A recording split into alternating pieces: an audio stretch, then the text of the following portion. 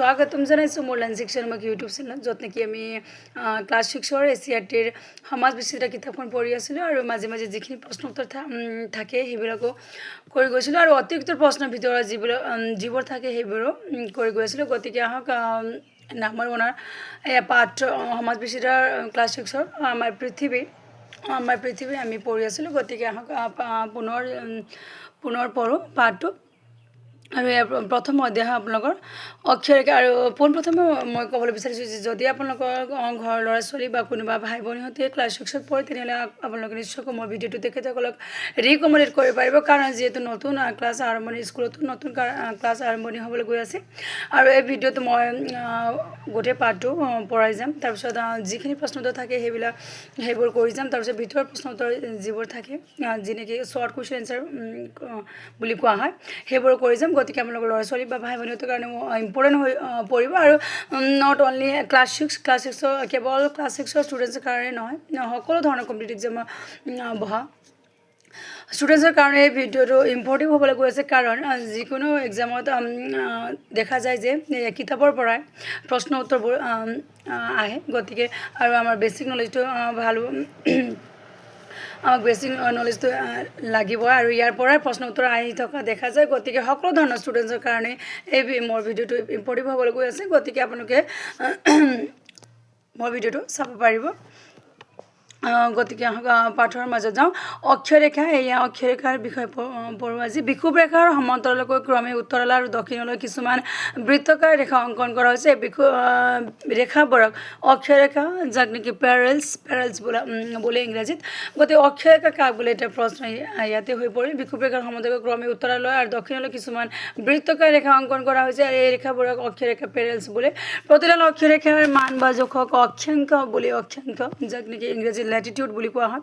বিষুৱ ৰেখাৰ উত্তৰত থকা অক্ষৰেখাসমূহৰ মানক উত্তৰ অক্ষাংশ নৰ্থাৰ্ণ লেটিটিউড, আৰু দক্ষিণলৈ থকা অক্ষৰেখাসমূহক মানক দক্ষিণ অক্ষাংশ বুলি কোৱা হয়। এই অক্ষৰেখা আমি ইয়াতে চিত্ৰত দেখিবলৈ পাইছোঁ যে, একবাৰ ৰ'ব, ইয়াতে অক্ষৰেখাৰ এই অক্ষৰেখাৰ চিত্ৰ। গতিকে আৰু এই চিত্ৰৰ পৰা আমি যেতিয়া বুজিবলৈ বুজিম যে প্ৰতিডাল অক্ষৰেখাৰ মান বা জোখক অক্ষাংশ বুলি, আৰু অক্ষাংশ কাক বোলে, প্ৰতিডাল অক্ষৰেখা বা মান জোখক অক্ষাংশ বোলে। বিষুৱ ৰেখাৰ উত্তৰলৈ আৰু অক্ষৰেখাসমূহৰ মানক উত্তৰ অক্ষাংশ, যাক নেকি নৰ্থাৰ্ণ লেটিটিউড, আৰু দক্ষিণত থকা অক্ষৰেখাসমূহক মানক দক্ষিণ অক্ষাংশ, চাউথাৰ্ণ লেটিটিউড বোলে। এয়া চাওক আপোনালোকে উত্তৰ অক্ষাংশ, এয়া উত্তৰ অক্ষাংশ এইটো হয় উত্তৰ অক্ষাংশ। তাৰপিছত দক্ষিণ অক্ষাংশ, এয়া উত্তৰ অক্ষাংশ এইটো, আৰু দক্ষিণ অক্ষাংশ। আৰু দক্ষিণত থকা অক্ষৰেখাসমূহক মানক দক্ষিণ অক্ষাংশ বোলে। গতিকে এয়া উত্তৰ অক্ষাংশ, তাৰপিছত দক্ষিণ অক্ষাংশ, এইবোৰ সকলো ইয়াতে আছে। গতিকে সাধাৰণতে আমি দূৰত্ব মিটাৰ কিলোমিটাৰ আদিৰে জোখোঁ। গতিকে আমি দূৰত্ব কিহেৰে জোখোঁ? সাধাৰণতে আমি দূৰত্ব মিটাৰ কিলোমিটাৰ আদিৰে জোখোঁ। আৰু গোলাকাৰ পৃথিৱীৰ উপৰিভাগত অক্ষৰেখাসমূহৰ মাজত দূৰত্ব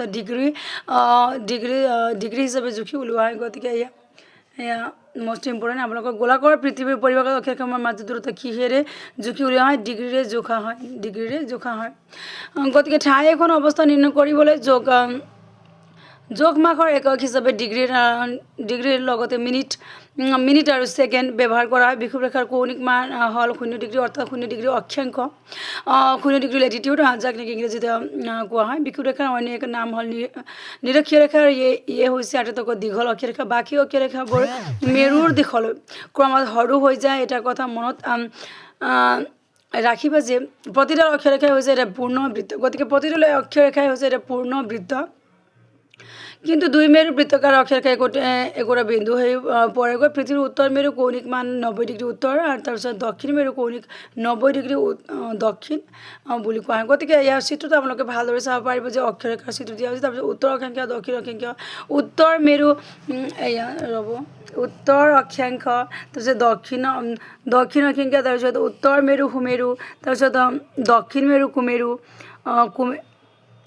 আৰু উত্তৰ অক্ষাংশ, তাৰপিছত বিষুৱ ৰেখা। ইয়াৰ আটাইকেইটি চিত্ৰটো আমি ভালদৰে বুজিব পাৰি চিত্ৰৰ হয়। গতিকে এয়া গতিকে গোলক এটাত প্ৰতিডাল অক্ষৰেখা অধ্যয়ন অংকন কৰা বা দেখুৱাবলৈ দেখুৱাটো সহজ নহয় গতিকে গোলক এটাত প্ৰতিডাল অক্ষৰেখা অংকন কৰা বা দেখুৱাটো সহজ নহয় সেয়ে এই বিষুৱৰেখাৰ উত্তৰে দক্ষিণ কেইডালমান প্ৰধান অক্ষৰেখা কথা প্ৰায় উল্লেখ কৰা হৈছে সেই অক্ষৰেখা কেইডাল হয় গতিকে ইয়াত কোৱাই হৈছে যে প্ৰতিডাল অক্ষৰেখা বা দেখুৱাটো ইমান সহজ নহয় গতিকে ইয়াত কি অক্ষৰেখা বা কি অক্ষাংশ আছে সেইবোৰ আমি তলত পঢ়িব পাৰিম গতিকে চাওক কত আছে কৰ্কক্ৰান্তি ট্ৰপিক অফ ক্যান্সাৰ যাক অক্ষাংশ 23 ডিগ্ৰী 30 সেলসিয়াছ উত্তৰ 23 ডিগ্ৰী 30 ডিগ্ৰী এন লেটিটিউড বুলি কোৱা হয় মকৰ ক্ৰান্তি কত আছে মকৰ ক্ৰান্তি ট্ৰপিক অফ ক্যাপ্ৰিকৰ্ন অক্ষাংশ 23 ডিগ্ৰী 30 সেলসিয়াছ দক্ষিণ 23 ডিগ্ৰী 30 সেলসিয়াছ এছ সাউথাৰ্ণ লেটিটিউড আৰু গত আছে হোমেৰু বৃত্ত আৰ্টিকেল সাৰ্কেল অক্ষাংশ 64 ডিগ্ৰী 30 সেলসিয়াছ উত্তৰ 66 ডিগ্ৰী 30 সেলসিয়াছ এণ্ড নৰ্থ লেটিটিউড আৰু ঘত আছে কুমেৰু বৃত্ত এন্ট্ৰোকেটিক সাৰ্কেল অক্ষাংশ 64 ডিগ্ৰী 30 সেলসিয়াছ দক্ষিণ 66 ডিগ্ৰী 30 সেলসিয়াছ সাউথাৰ্ণ লেটিটিউড গতিকে এইকেইটি হ'ল আজিৰ পাঠটো গতিকে মই পুনৰ ক'বলৈ বিচাৰিছোঁ যে যদি আপোনালোকৰ ঘৰৰ ভাই ভনী বা কোনোবা ল'ৰা ছোৱালী ক্লাছ 6ত পঢ়ে CRT ক্লাছ 6ত পঢ়ে তেনেহ'লে আমি নিশ্চয়কৈ মোৰ ভিডিঅ'টো তেখেতসকলে ৰিকমেণ্ড কৰিব পাৰিব আৰু কেৱল ক্লাছ 6ৰ ষ্টুডেণ্টছৰ কাৰণে নহয় এই ভিডিঅ'টো আপোনালোকৰ সকলো ধৰণৰ ষ্টুডেণ্টছৰ কাৰণে কম্পিটিটিভ এক্সামত বহা সকলো ধৰণৰ ষ্টুডেণ্টছৰ কাৰণে প্ৰয়োজন হৈ পৰিব কাৰণ যিকোনো কম্পিটিটিভ এক্সামত এই কিতাপৰ পৰাই প্ৰশ্ন উত্তৰ দিয়া দেখা যায় গতিকে এয়া মোৰ অনুভৱৰ পৰা কৈছোঁ গতিকে আপোনালোকৰ সকলোৰ কাৰণে এয়া মোৰ ভিডিঅ'টো প্ৰয়োজনীয় হৈ পৰিব গতিকে যদি আপোনালোকক মোৰ ভিডিঅ'টো কিবা ইম্পৰ্টেণ্ট যেন লাগিছে তেনেহ'লে আপোনালোকে নিশ্চয়কৈ পোনপ্ৰথমে মোৰ ভিডিঅ'টো মোৰ চেনেলটো আপোনালোকে ছাবস্ক্ৰাইব কৰিব পাৰিব তাৰপিছত মোৰ ভিডিঅ'ত লাইক কমেণ্ট শ্বেয়াৰ কৰিব পাৰিব আৰু চেনেলটো আপোনালোকে নিশ্চয়কৈ ছাবস্ক্ৰাইব কৰিব পাৰিব যাতে আগন্তুক এনেধৰণৰ আপোনালোকে ইম্পৰ্টেণ্ট ভিডিঅ' পাই থাকে গতিকে আজিলৈ আহোঁ ধন্যবাদ সকলোকে